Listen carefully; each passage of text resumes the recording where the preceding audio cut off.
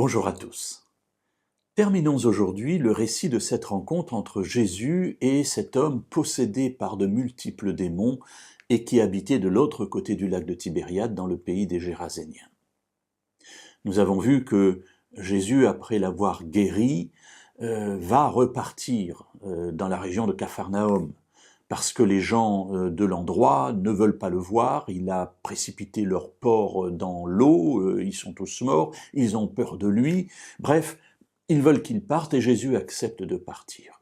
Et ce démoniaque a voulu le suivre et nous avons vu que Jésus, lui, n'a pas voulu. Et il lui a dit non, il faut que tu restes là où les gens te connaissent, dans ton pays, dans ta famille, et que tu témoignes, que tu racontes l'histoire. Quelle histoire?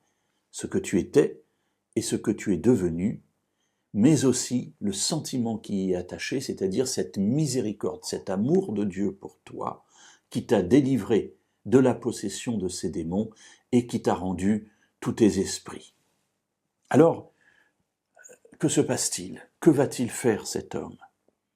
Le verset 20 du chapitre 5 de l'Évangile selon Marc nous raconte la suite du récit. Il s'en alla. Alors lui aussi il part, mais pas avec Jésus évidemment, il ne va pas traverser le lac lui. Il s'en alla et se mit à publier dans la Décapole tout ce que Jésus avait fait pour lui. Alors la Décapole, c'est une région qui est à l'est du Jourdain, du côté de la Jordanie actuelle si vous voulez. Et cette bande de terre-là, il y a 10 villes importantes, et c'était une région romaine qu'on appelait la Décapole. Donc il part de l'endroit où il se trouve, c'est-à-dire à la hauteur du lac de Tibériade, et il va descendre tout le long de cette route qui mène du nord au sud, finalement. Et là, qu'est-ce qu'il fait? Il publie, il raconte tout ce que Dieu a fait pour lui. Et c'est un mot qui généralement est traduit par prêcher. Il prêche tout ce que Jésus a fait pour lui, tout ce que Dieu a fait pour lui.